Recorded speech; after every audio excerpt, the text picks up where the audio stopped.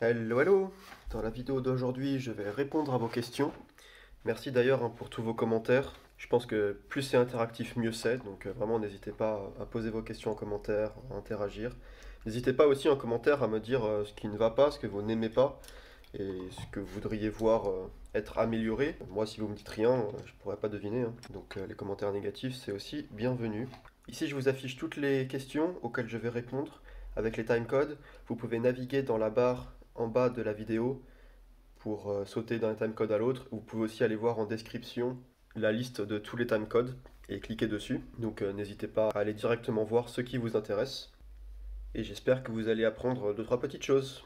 Mais j'ai sélectionné des questions qui sont assez générales et assez intéressantes pour tout le monde, en tout cas, je pense. Au sujet de cette aquarelle, Françoise demande des explications sur la profondeur. Comment est-ce qu'on a l'illusion de profondeur ici? Alors comme souvent, il y a deux choses, la perspective géométrique et la perspective atmosphérique. La perspective géométrique, ça consiste à faire une montagne ici au premier plan, qui est plus grande que les montagnes qui sont à l'arrière-plan. Vous voyez aussi qu'on la retrouve dans le ciel. Cette grande traînée blanche, elle est beaucoup plus large en haut de l'aquarelle que au niveau du point de fuite. Donc j'ai vraiment un point de fuite ici qui n'est pas forcément très bien dessiné, mais on le ressent. Le deuxième type de perspective, qui est encore plus important ici, c'est la perspective atmosphérique. Vous voyez que les montagnes à l'arrière-plan sont très peu définies, hein. Celle-là, elle est vraiment très peu définie. Et plus on s'approche du premier plan, plus on a des contrastes. Vous voyez que là, on a du blanc qui est très blanc, et ici du noir qui est assez noir. Cette montagne est très contrastée. Souvent, on dit que le premier plan, c'est des valeurs foncées, et l'arrière-plan, c'est des valeurs claires. Alors, c'est un peu simpliste. Plus précisément, je dirais plutôt que le premier plan, c'est des contrastes forts, et l'arrière-plan, c'est des contrastes complètement perdus. Évitez de gouacher complètement votre montagne au premier plan parce que vous voulez faire une valeur forte, par exemple. Et donc, on retrouve cette perspective atmosphérique à la fois sur les montagnes, et aussi, dans une moindre mesure, avec l'eau, qui est assez contrasté au premier plan avec ces effets ici que j'ai pu donner avec du sel, les effets ici de sec sur sec, donc on a de la texture, hein, des détails au premier plan, et plus on s'éloigne, moins on a ces textures, même si j'ai quand même donné des effets dans l'humide, notamment ici hein, sous les montagnes, moins on a ces textures et moins l'eau ou la glace est bleutée et plus elle est claire à l'arrière-plan. On a ici vraiment quelque chose de très peu défini et de très clair. Donc c'est ça qui donne la profondeur. Merci pour la question, c'est des notions assez fondamentales de composition. Pierre demande si je donne une inclinaison au papier quand je peins la brume. Alors ça dépend, ça peut être oui, ça peut être non. Si je fais des sapins par exemple,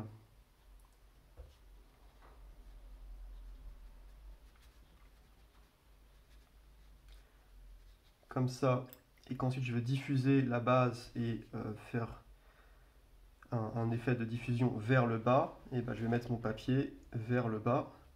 Je vais venir avec de l'eau claire, je vais venir toucher les pigments, et là, ça va diffuser vers le bas. On le voit. Donc ça peut être quelque chose que je fais parfois.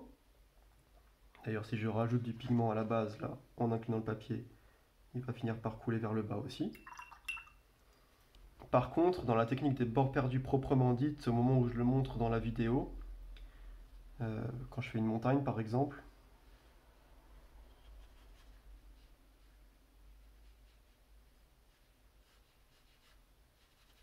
je vous fais un truc rapide, hein. Ici, je viens juste avec de l'eau claire, sans incliner le papier, et en passant sur la zone à la base de la crête, en faisant une transition dégradée au fur et à mesure, jusqu'à ce qu'il n'y ait plus du tout de pigment et que ça se perde complètement. Donc ça c'est un bord perdu à sec si vous voulez. Enfin, je viens rajouter de l'eau mais le support n'est pas mouillé préalablement. Les deux sont possibles, ça dépend des situations et notamment de la quantité d'eau que vous mettez. Serge demande qu'est-ce que j'utilise comme blanc, de l'encre ou de la gouache. Alors jusqu'à récemment je vous aurais dit de l'encre Rohrer und Klingner, qui est de l'encre aquarellable à base acrylique. Aquarellable, ça veut dire qu'elle se dilue et qu'elle se mélange avec l'aquarelle. Donc ça marche pas mal, j'aime bien le côté très libre que ça donne dans les dilutions et les effets que ça peut produire. mais je trouve qu'elle a vraiment tendance à jaunir, ou en tout cas à se ternir quand elle sèche. Et du coup, la semaine dernière, j'ai acheté de la gouache extra fine, et donc je vais pouvoir retester la gouache. En fait, jusqu'ici, j'avais que de la gouache fine, et c'était encore pire, hein. Quand ça sèche, ça jaunit vraiment beaucoup. J'ai l'impression, avec les premiers tests que j'ai pu faire, que la gouache extra fine, ça marche vraiment pas mal. Donc j'ai pas encore en fait, de réponse précise à cette question. Il faut que je teste plus et je vous dirai avec l'expérience finalement quel est le blanc que j'utilise. Bon, bien sûr, le blanc qui reste le plus naturel et le plus lumineux, c'est le blanc du papier. Donc si on peut éviter d'avoir à recorriger à la fin avec une couche de blanc, c'est toujours mieux. Et donc Daniel, je vous déconseille le blanc aquarelle parce que le blanc aquarelle sera toujours beaucoup plus transparent que la gouache ou l'encre à base acrylique. Donc c'est encre à base acrylique aquarellable, mais vraiment à base acrylique. On veut quelque chose d'assez couvrant en général pour faire du blanc, à moins de faire vraiment des choses particulières. Alors par exemple, si vous voulez faire des effets de brume vaporeuse que vous rajoutez à la fin, là ça peut être intéressant d'avoir une transparence. Mais en tout cas pour le blanc tel que je l'utilise, donc en récupération, hein, pour réouvrir des vrais blancs, il faut quelque chose d'assez couvrant, donc de la gouache ou de l'encre à base acrylique. Alors Bernadette, je parlais de Yulia Kerchelan. Je vous laisse apprécier par exemple cette œuvre. Simone demande comment faire un personnage en robe ou en jupe. Alors on peut aller dans plusieurs niveaux de détail. On peut d'abord suggérer ça avec les patates. Donc, si vous faites votre patate, vous pouvez ensuite revenir sur le bas de la patate et faire des angles comme ça, pas trop prononcés, mais en forçant un peu les choses. Et en faisant un angle comme ça qui part vers l'extérieur, vous allez déjà un peu suggérer une forme de robe ou de jupe. Donc si je rajoute la petite tête et les jambes, vous voyez qu'on a déjà un vêtement qui fait beaucoup plus féminin. Donc ça c'est la méthode vraiment super facile. Vous pouvez aussi faire en deux temps. Vous pouvez faire une première patate qui est relativement ronde, qui s'affine un peu en bas, et ensuite une deuxième patate qui est beaucoup plus droite.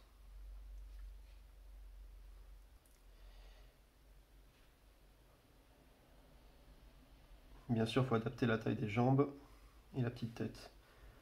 Voilà, on va me rajouter un bras qui descend comme ça.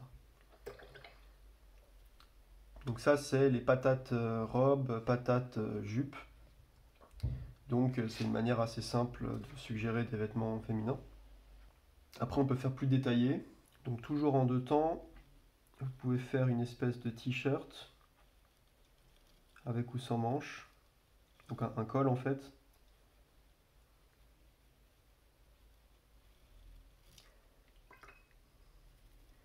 Et ensuite, si vous voulez mettre une jupe, vous pouvez faire un carré.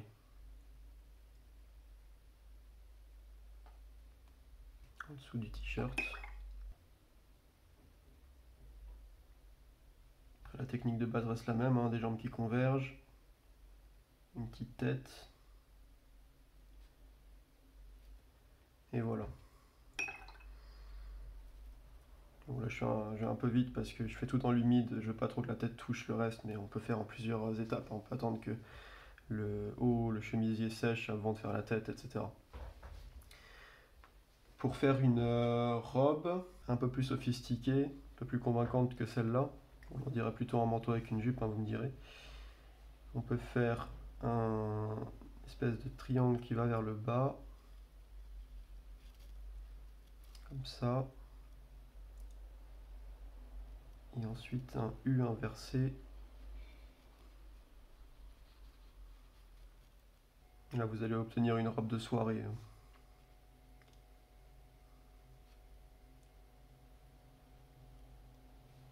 Bon, pareil, hein, je vais vite, donc ça se mélange un peu.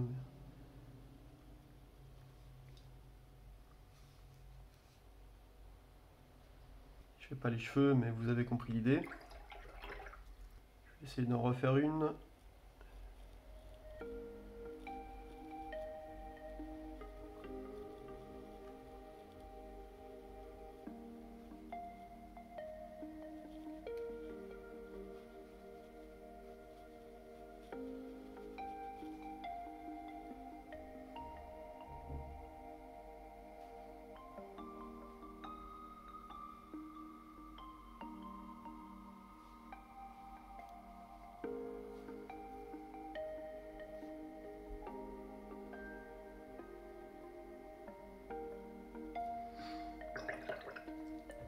Voilà.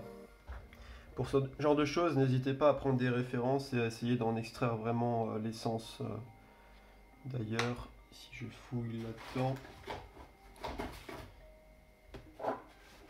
ici, pour un précédent projet, je voulais faire des robes assez détaillées en fait. Donc j'ai pris des références de robes du 19e et j'ai étudié la question avec des croquis assez détaillés. Et donc du coup, après, ça ressemble un peu à ce que j'ai fait là en fait. Après, si on veut extraire l'essence de la forme et la refaire en quelques coups de pinceau, on peut se dire ok, donc finalement le haut, on a un ovale comme ça, ensuite un espèce de parallélépipède comme ça, et puis ensuite un U qui descend comme ça, assez bas. Et puis bon, à un moment, si on veut faire des trucs très détaillés, on va plus pouvoir le faire à la prima, il va falloir commencer à vraiment faire un dessin préalable, parce que si vous faites des choses détaillées, ça veut dire que finalement votre personnage il devient le sujet de l'aquarelle, et donc ça mérite quand même un traitement plus propre. Parce que mes personnages patates c'est bien beau, mais finalement c'est surtout là pour donner l'illusion de vie dans vos aquarelles, pas forcément du réalisme ou du détail.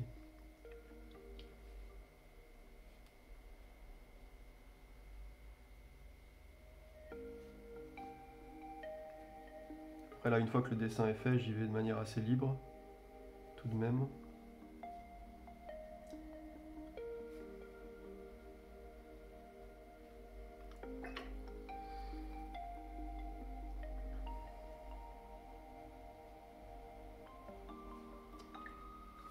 Je peux utiliser des techniques un peu plus avancées, par exemple là, diluer un petit peu la couleur, histoire d'avoir des effets de lumière.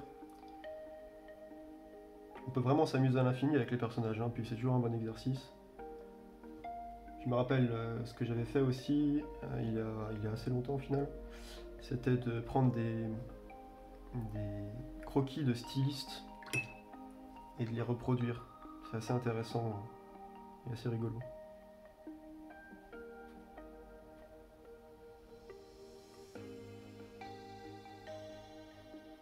Là, je vous montre des choses assez avancées par rapport au personnage patate. Hein. Je vais plus lentement, je suis la forme en donnant des effets d'ombre et de lumière, en diluant les bords, en laissant délibérément des endroits blancs.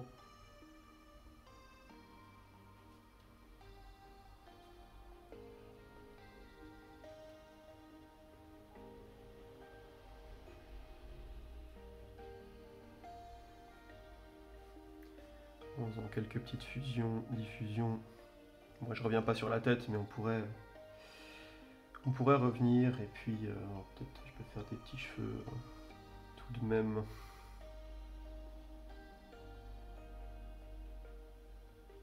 En les faisant diffuser un peu.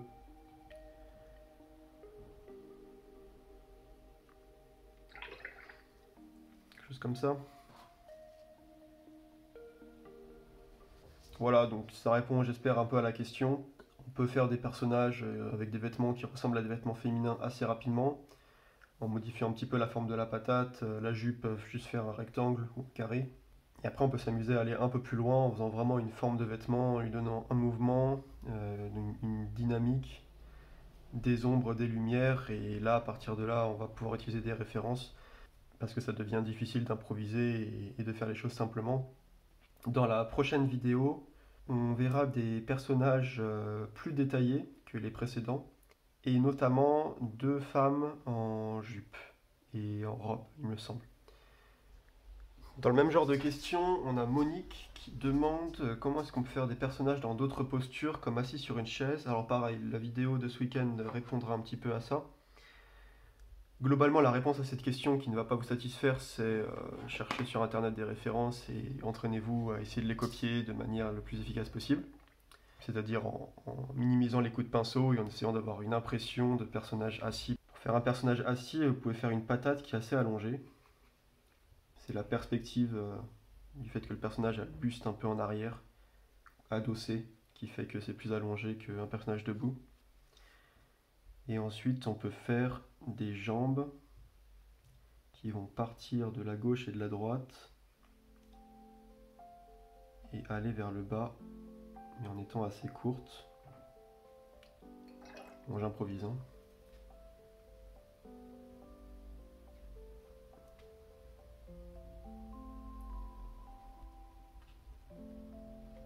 Ya, ça fait pas ce que je veux du tout.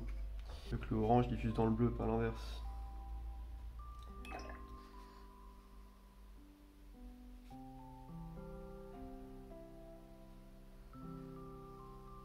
Ok, c'est pas trop mal.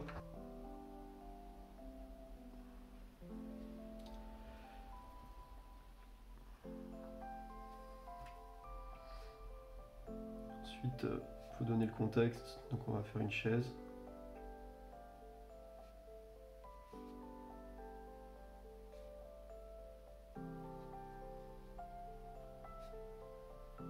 Voilà, je sais pas à quel point c'est convaincant.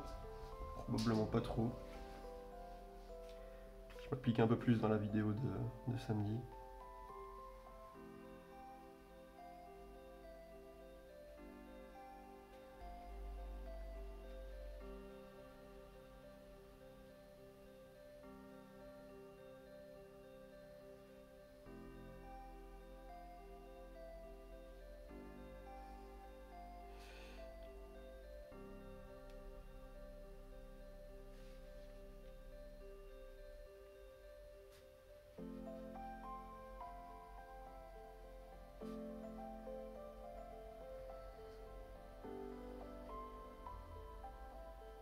Donc je pense qu'en étant un peu plus soigneux, ça peut rendre pas mal de faire ça comme ça, même en étant assez rapide. On peut faire de profil aussi, c'est peut-être plus simple. Donc vous me verrez refaire ça dans la vidéo de ce week-end, en étant un peu plus soigneux.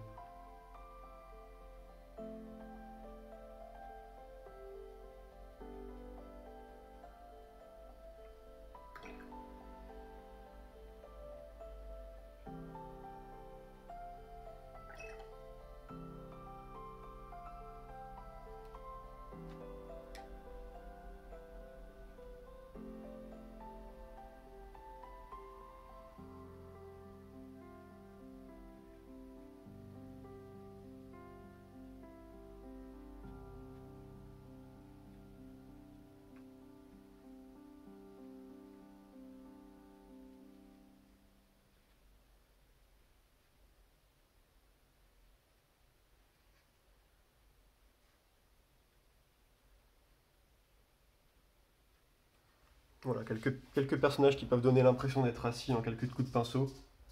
Et après, pour vous entraîner à tout ce qui est posture inhabituelle, je vous conseille vraiment de prendre des références. Moi, je me souviens, il y a quelques temps, je me suis entraîné à faire des ballerines, en fait, pour avoir des postures inhabituelles. J'en ai une qui est accrochée au mur, là, je peux essayer de vous la refaire rapidement.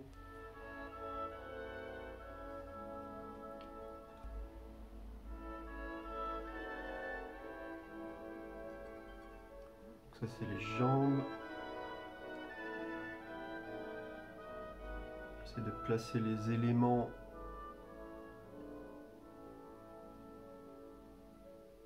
au bon endroit, en respectant grossièrement les proportions.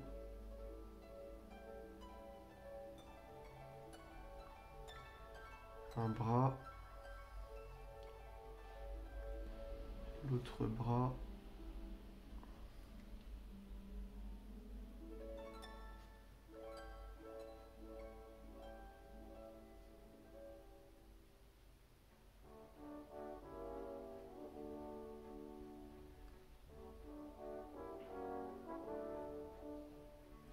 Juste faire une silhouette sans changer de couleur, ça sera plus simple.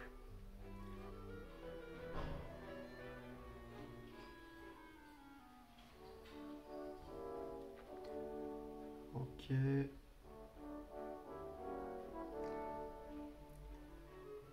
Et ensuite, le tutu. C'est bien, ça rejoint aussi un peu la question des vêtements féminins du coup.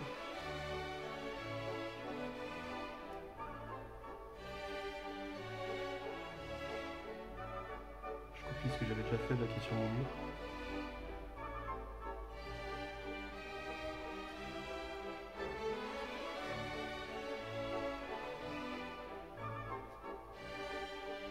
Voilà. Vous avez vu quelques coups de pinceau.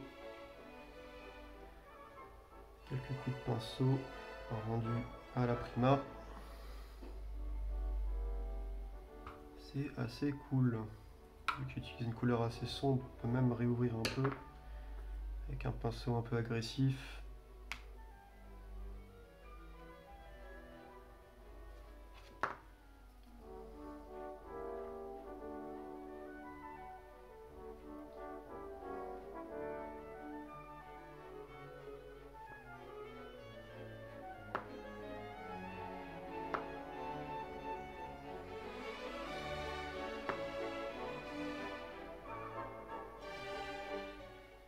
Voilà. Et Inès demande comment on peut faire des feuilles plus rondes ou plus allongées avec le pinceau dague. Alors là, la réponse, pareil, ça va être pas satisfaisant, mais le mieux c'est d'expérimenter. Je peux essayer d'en refaire, ça fait très longtemps que j'ai pas fait de feuilles, honnêtement. La grosse astuce avec un pinceau de ce type, c'est qu'il ne faut pas peindre dans le sens de la lame de la dague, si vous voulez, mais à l'envers. Donc en peignant à l'envers, vous pouvez avoir des formes plus rondes déjà, comme vous voyez ici.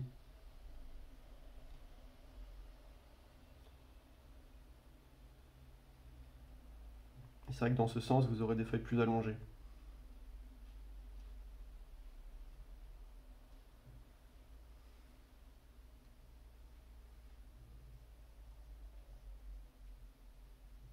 Donc voilà, il faut expérimenter dans un sens, dans l'autre sens, en fonction aussi de l'inclinaison, dans un sens, dans l'autre sens, des feuilles plus allongées. Si je le mets très plat, voilà, je peux faire des feuilles comme ça. Dans l'autre sens aussi. Voilà, je trouve qu'on arrive assez rapidement à des résultats convaincants.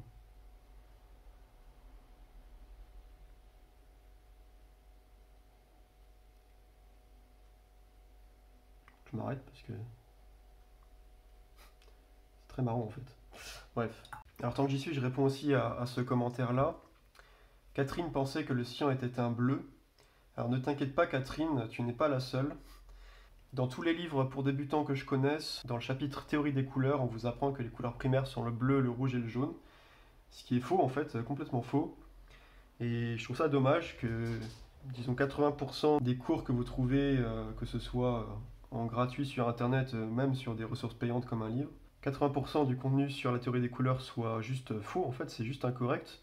Alors c'est sûr qu'en pratique, ça va pas vraiment changer votre vie de connaître la théorie des couleurs correctes, mais bon, quand on fait un peu de théorie, ça me semble être important de ne pas dire de bêtises.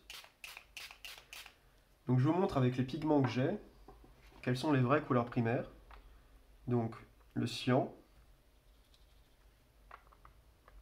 ici je sais plus, c'est du bleu de manganèse je crois. Alors, vous voyez que même le nom du pigment déjà, il annonce la couleur, en fait il annonce pas la couleur justement. Euh, du magenta, en fait le magenta c'est du rose. Hein. Donc là j'ai de la laque de Garance rose.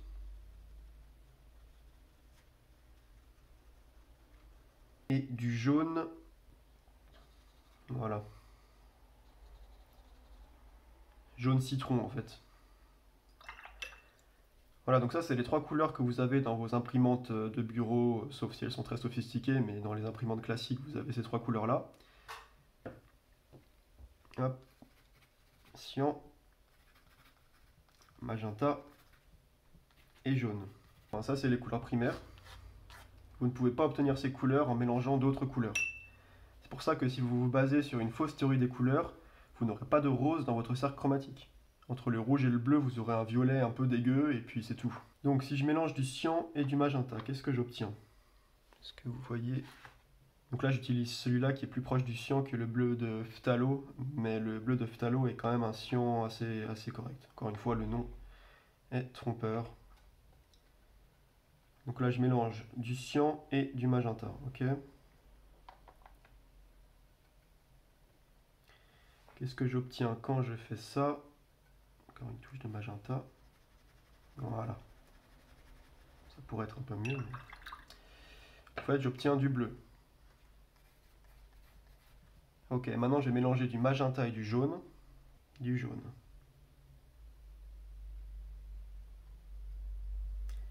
Du magenta, pas trop dégueu. Okay.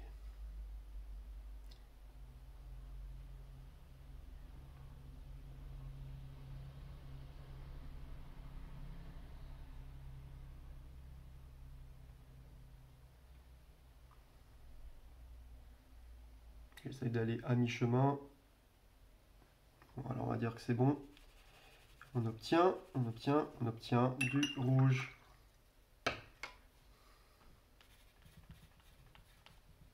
Et si on mélange du cyan et du jaune,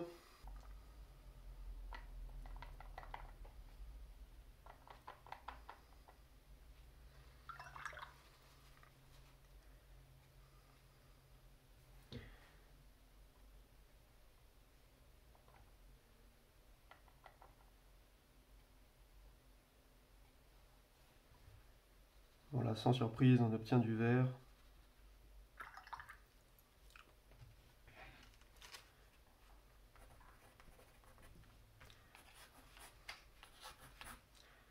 Et donc jaune, magenta, cyan, c'est vos trois couleurs primaires.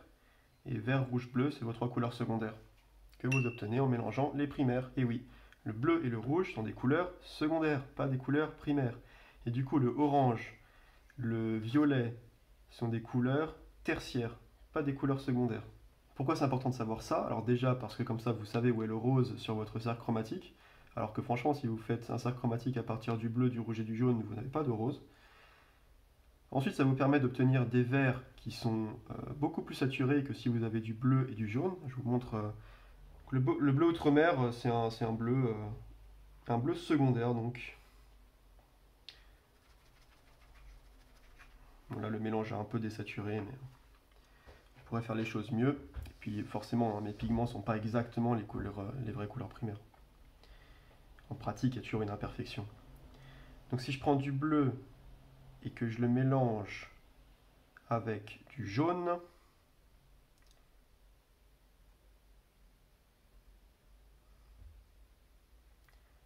voici le vert que j'obtiens. Voilà, un vert beaucoup plus désaturé que le vert que j'ai obtenu en mélangeant du cyan et du jaune. Alors le plus frappant, c'est quand vous mélangez du rouge et du bleu. Alors le rouge, je dois en avoir qui traîne aussi. Là, j'ai du rouge sennelier. Voilà. Donc du rouge et une touche de bleu. Voilà. Parfait. Donc si jamais j'avais utilisé les couleurs primaires en pensant que c'est le bleu outre-mer et le rouge sennelier, c'est vraiment les couleurs que vous avez dans des palettes qui prétendent être des palettes minimalistes contenant les couleurs primaires, hein. Vous auriez un violet comme ça. Par comparaison, si vous mélangez maintenant du magenta, du rose, avec du cyan,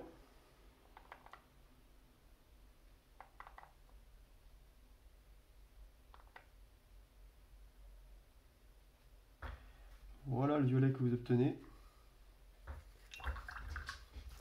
C'est quand même autre chose. Et encore là, hein, c'était pas bien nettoyé. Je peux même vous montrer avec du rose opéra, qui est encore plus proche du vrai magenta. Le rose opéra, c'est très proche du magenta. Le problème du rose opéra, c'est qu'il n'est pas vraiment permanent. Donc j'évite de l'utiliser. Et cyan.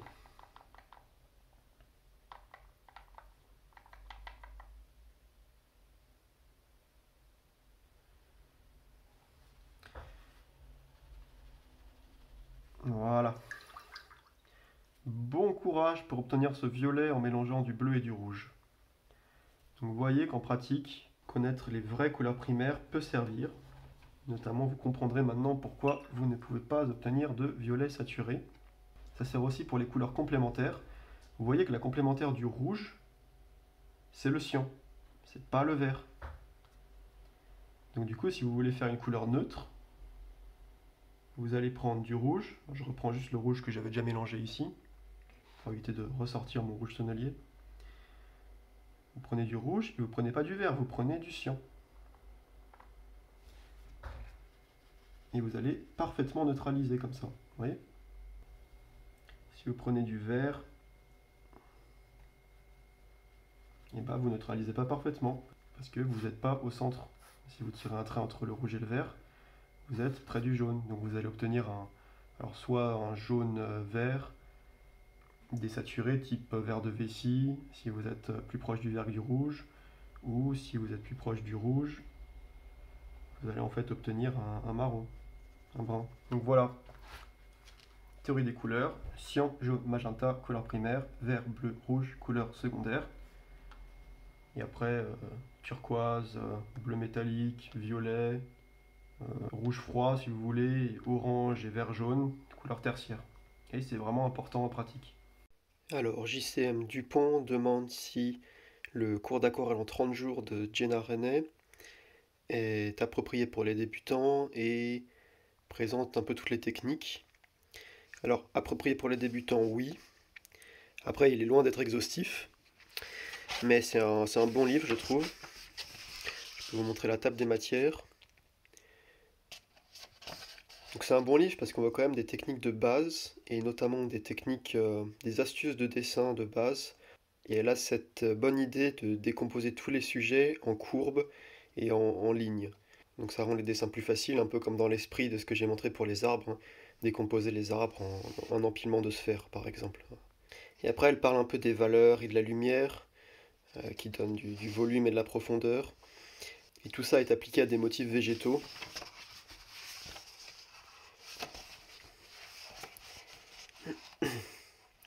Mais il y a des exercices assez ludiques quand même. Voilà, par exemple. Ça, c'est un bon exercice parce que les feuilles, elle les fait vraiment avec un seul coup de pinceau. Et ensuite, elle crée cette couronne de feuilles. C'est assez ludique. Donc les arbres. On a des exercices assez basiques aussi, par exemple des fusions. C'est des exercices basiques, mais pas du tout faciles à faire. Donc c'est quand même une bonne idée dans un livre pour débutants de les mettre. Après, personnellement, les végétaux, c'est pas le truc qui me passionne particulièrement. Mais j'ai quand même pris du plaisir, généralement, à peindre les sujets proposés. Il y a des sujets qui sont plus libres, comme ici une poule à la prima sans dessin préalable, qui est vraiment intéressant à faire et finalement assez facile. Ça fait un peu peur au début, mais on s'en sort. Quoi d'autre? Après, elle s'attaque à des motifs plus complexes, mais toujours pareil, voilà, en les décomposant en motifs de base. Donc elle montre bien, étape par étape, comment on peut découper à partir de formes simples une rose. Et ça marche vraiment. À la fin, on obtient vraiment des belles roses comme ça. Voilà, et puis finalement, quand elle part sur des paysages un peu plus élaborés, avec des compositions plus élaborées, là j'ai un peu décroché parce que les sujets me plaisaient moins. Voilà, ce genre de paysage comme ça m'attirait pas particulièrement, donc au final, je crois que j'ai fait une vingtaine de jours sur les 30. Mais donc c'est un bon livre qui est pas exhaustif parce que, par exemple, il touche pas trop tout ce qui est technique dans l'humide. Technique dans l'humide, technique de réserve, il y a pas mal de bases qui ne sont pas présentées quand même, mais pour un premier livre, pour débuter, c'est tout à fait une bonne idée, hein. Pour finir, je réponds à une question qu'on m'a posée par mail ou sur Insta, qui est comment est-ce qu'on peut me soutenir? Est-ce que je donne des cours? Est-ce que j'ai écrit des livres? Alors non, tout ça c'est très récent, hein. J'ai ouvert la chaîne il y a moins d'un an en fait, et ça marche vraiment pas mal. Voilà, franchement, je suis très content déjà d'avoir cette petite audience, cette petite communauté qui commence à se former, et c'est vraiment enthousiasmant, et j'aime beaucoup, j'ai l'impression de vous apporter quelque chose, et c'est vraiment cool. Donc j'ai pas besoin de soutien, en tout cas pas actuellement, et même c'est pire que ça en fait, vu que là je suis expatrié en Allemagne. Le moindre revenu que j'aurais qui concernerait l'aquarelle, ça serait un cauchemar à déclarer aux impôts. Donc pour l'instant, profitez de tout le contenu YouTube gratuit, la chaîne n'est pas monétisée. Alors malheureusement, en 2023, YouTube met de la pub sur les chaînes non monétisées, ça j'ai pas la main mise sur ça, je peux pas vous enlever les pubs. Le meilleur moyen de soutenir la chaîne, c'est tout simplement de la partager, parlez-en aux personnes qui peuvent être intéressées. Euh, Faites ce que vous faites déjà, hein, vous mettez les petits pouces bleus, vous commentez, merci beaucoup pour tous vos commentaires, je prends beaucoup de plaisir à les lire. J'ai l'impression qu'il y a une petite émulation qui se forme autour de peut-être 10% de l'audience et bah, c'est vraiment cool. Donc, merci d'être là, de me soutenir, de m'encourager, ça me motive vraiment à continuer et à bientôt pour de nouvelles aventures.